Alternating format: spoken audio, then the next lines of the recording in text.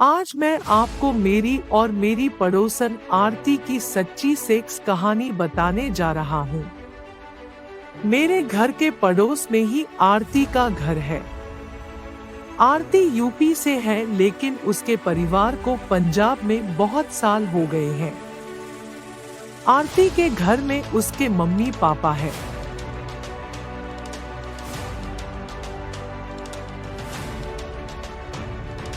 आरती के पापा मेरे पापा के साथ ही लुधियाना में काम करते हैं और संडे को ही घर आते हैं। आरती की मम्मी जालंधर में ही काम करती है। मेरी मम्मी नहीं है, 5 साल पहले उनकी डेथ हो गई थी। मेरा खाना भी आरती ही बनाती है। घर में आरती और मैं, हम दोनों ही होते।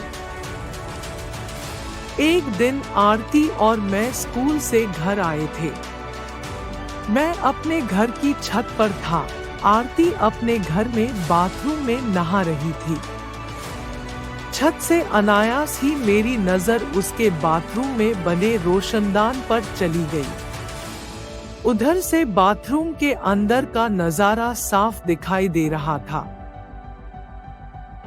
आज पहली बार मैंने आरती को बिना कपड़ों के देखा था। आरती बहुत गोरी चिट्टी माल लौंडिया सी दिख रही थी। उसके बड़े बड़े मम्मे मस्त हिलते हुए दिख रहे थे। उसके गजब के दूध देखकर मेरा पप्पू खड़ा हो गया। आरती पूरे मजे से अपने दूध दबा रही थी। वो अपने एक हाथ से अपने एक मम्मे के निप्पल को खींच खींच कर मजा ले रही थी। शायद वो जवानी की आग में जल रही थी। यह सीन देखकर मेरा पप्पू पूरा अकड़ गया था। मैंने ऊपर से आवाज दे दी, मैं भी आ जाऊं क्या? अब आरती ने मुझे देख लिया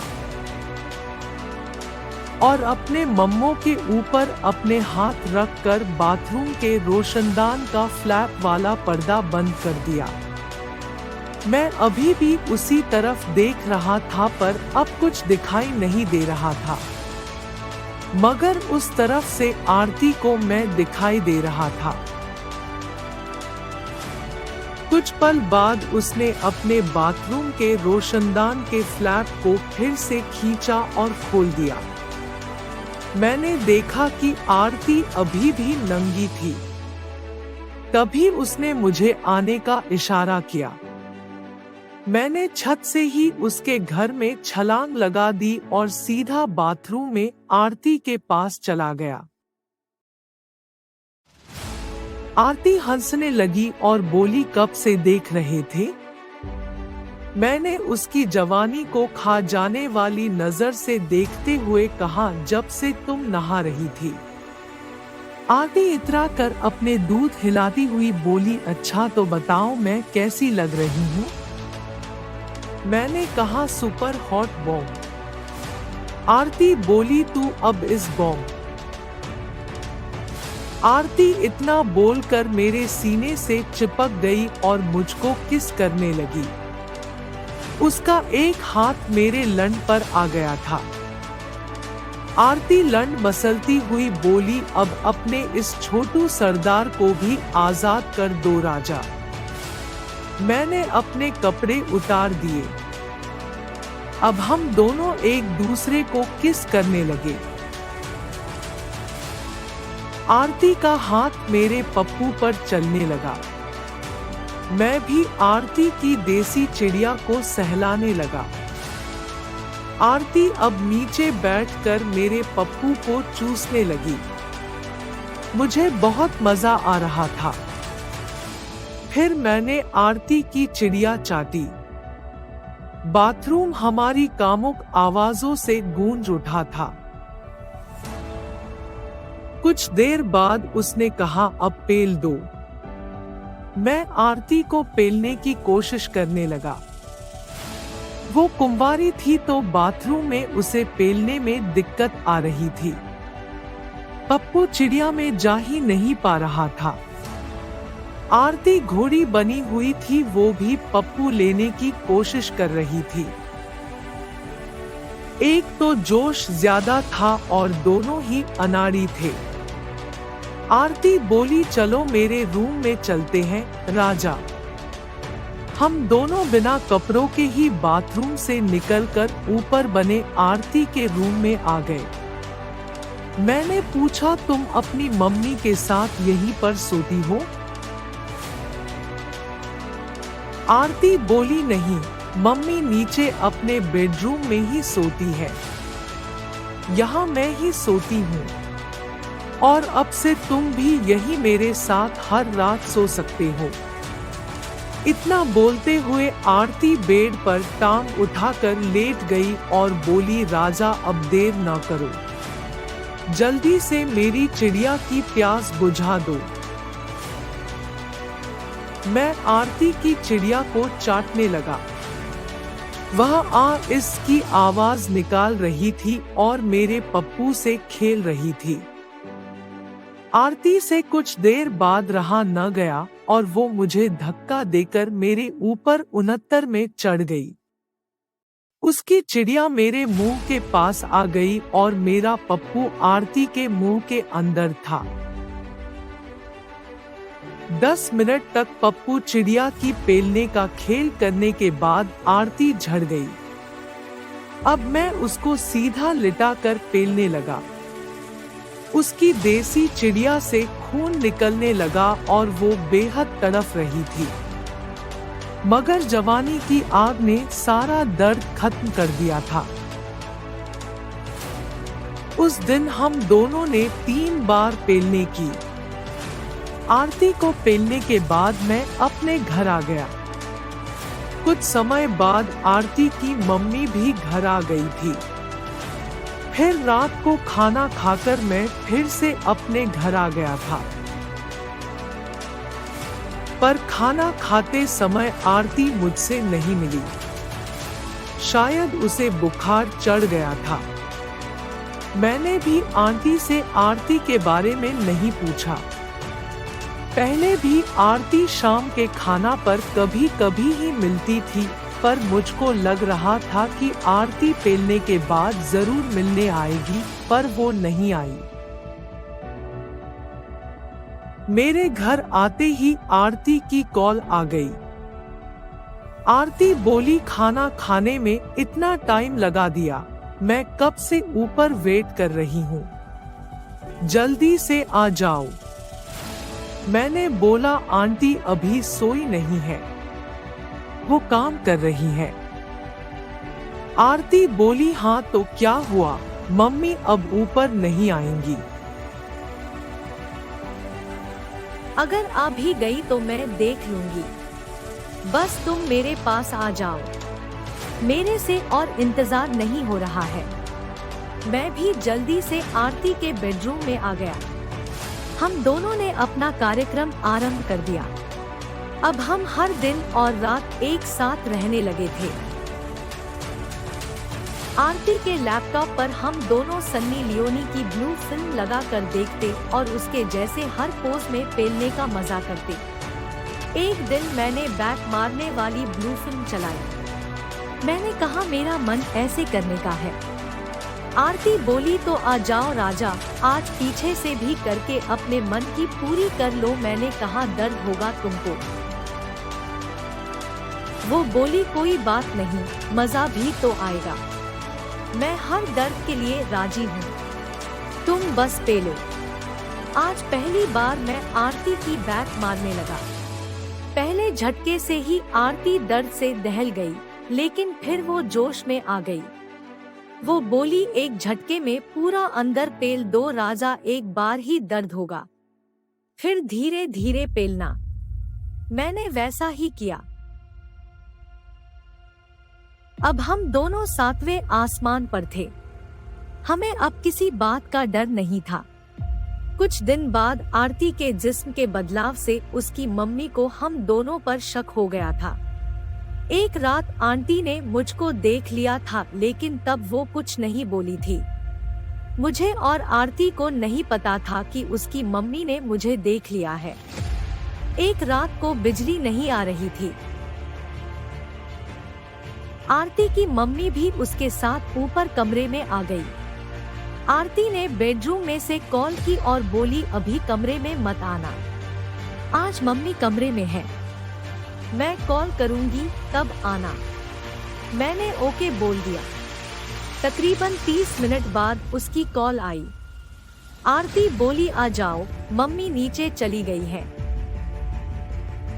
पर आरती को ये नहीं मालूम था कि आंटी नीचे नहीं, साथ वाले रूम में ही थी। लाइट ना होने की वजह से आरती को आंटी का पता नहीं चला था। मैं अब आरती के रूम में आ गया था। मैंने आरती को चोदना चालू कर दिया। लाइट नहीं थी इसलिए हम दोनों ने दरवाजा भी नहीं बंद किया था। 10 मिनट बाद रूम में लाइट जल गई। वो लाइट आरती की मम्मी के मोबाइल के फ्लैश लाइट थी। आंटी पूरी गुस्से में थी। वो कड़क आवाज में बोली ये सब क्या चल रहा है। मेरा पप्पू आरती की गान में था। हम दोनों डर गए। आंटी पूरे गुस्से में थी। मैं गान में से पप्पू निकालकर बेड से नीचे आ गया था। आंटी बोली अब तुम कहीं मत जाना। आरती एकदम से सहम गई थी। मैंने कहा आंटी प्लीज पापा को नहीं बताना, आप जो बोलोगी मैं वो करूँगा, प्लीज आंटी। अब आरती भी बोलने लगी प्लीज मम्मी पापा को मत बताना, हम दोनों से गलती हो गई, प्लीज मम्मी प्लीज हमें माफ कर दो, आप जो बोलोगी हम वो करेंगे। आंटी बोली पक्का वही करोगे जो मैं बोलूंगी। आंटी मुझसे बोली तुम कहीं मत जाना, मैं आरती से बात करके अभी आती हूँ। आंटी भी नीचे चली गई। 10 मिनट के बाद लाइट भी आ गई। मैंने अपने कपड़े पहन लिए थे। आंटी वापस आ गई थी। मुझे देखकर आंटी बोली तुमने कपड़े किससे पूछ कर पहने, क्या मैंने बोला था तुमको। मैंने सहमते हुए कहा नहीं आंटी। तो फिर क्यों पहने, चलो उतारो इनको, जल्दी से उतार। मैंने कपड़े उतार दिए। आंटी मेरे लटके हुए लंड को देखकर बोली तेरे औजार को क्या हुआ। अभी तो आरती की गांड में लाठी जैसे घुसा था। मैंने सर झुकाकर कहा सॉरी आंटी माफ कर दो, गलती हो गई। आंटी बोली ऐसे कैसे माफ कर दूं, यहाँ आओ। मैं डर गया था। आंटी बोली सुना नहीं, यहाँ आओ। मैं आंटी के पास आ गया। आंटी ने कहा मैं तुझे माफ कर दूंगी, चल पहले तू अपना पप्पू खड़ा कर। मैंने ये सुना तो आंटी की तरफ देखा। अब वो हंसने लगी थी। वो बोली डर गया क्या। आंटी ने मेरा पप्पू अपने हाथ में ले लिया और उसने सहलाने लगी। आंटी का हाथ लगते ही मेरा पप्पू तनने लग। आंटी अब मेरे पप्पू को हिलाने लगी। फिर वो पप्पू कड़क होते देखकर बोली पर पहले मेरी भी पेलने करनी होगी। इतना बोलकर आंटी घुटने के बल बैठ गई और मेरा पप्पू अपने मुंह में लेकर चूसने लगी। मैंने भी आंटी से कहा आंटी आपने तो डरा ही दिया था, मैं आपकी पूरी सेवा करने को तैयार हूँ, आपको जरूर पेलने दूंगा। ये कहते हुए मैंने आंटी का गाउन उतार दिया। आंटी भी आरती के जैसे बॉम्ब आइटम थी। वो पप्पू चूसती हुई बोली तो मेरे ऊपर आजा, अब तेरी भी ताकत देख लेती हूँ। कितना दम है तेरे पप्पू में। आंटी के इतना बोलते ही मैंने उन्हें पेलने की पोजीशन में किया और अपना पप्पू आंटी की चिड़िया में पेल दिया और पेलने लगा। 10 मिनट के बाद आंटी झड़ गई। मैंने अब आंटी को घोड़ी बना लिया और पूछा आंटी क्या आप भी आरती वाला मजा लेना चाहती है। आंटी बोली कौन सा मजा। मैंने कहा हाँ या ना में ही बोलो, मजा लेना है या नहीं। मैं ये कहते हुए अपने पप्पू पर थूक लगा रहा था। मुझको पता था कि आंटी हाँ ही बोलेंगी। आंटी बोली हाँ लेना चाहती हूँ। उनके हाँ बोलते ही मैंने एक ही झटके में अपना पूरा पप्पू आंटी की बैग में पेल दिया। आंटी की चीख निकल गई। वो कराती हुई बोली आह मर गई, बाहर निकाल इसको कुत्ते। मैंने हंस कर कहा नहीं आंटी अब मैं नहीं निकालूंगा। मैं पप्पू बैग के अंदर बाहर करने लगा। कुछ देर बाद आंटी को भी मजा आने लगा। आंटी बोली आह और तेज पेल मुझको। तेरे अंकल और तेरे पापा मैं अब दम नहीं रहा, पेलो। मैं आंटी की बात सुनकर चौंक उठा। मैंने पूछा क्या मेरे पापा भी आपको पेलते हैं? आंटी बोली नहीं अब उन दोनों में पेलने की दम नहीं बची है, दोनों 5 मिनट में ही फुस हो जाते हैं। ये सुनकर मैंने अपनी स्पीड तेज कर दी और कहा आंटी मेरे लंड में बहुत शक्ति है, मैं आपको और आरती दोनों को एक साथ ठंडा कर सकता हूँ। आंटी बोली अच्छा आरती को भी कर देना, पहले मेरी आग तो बुझा दे साले कमीने। इतना बोलते बोलते आंटी दूसरी बार झड़ गई और बोली बस अभी बस कर। मैंने कहा आंटी अभी आपने मेरा दम तो देखा ही नहीं और मैं कोई भी काम अधूरा नहीं छोड़ता। मैं आंटी को पेलता रहा। आंटी बोली अच्छा आरती को भी कर देना, पहले मेरी आग तो बुझा दे साले कमीने।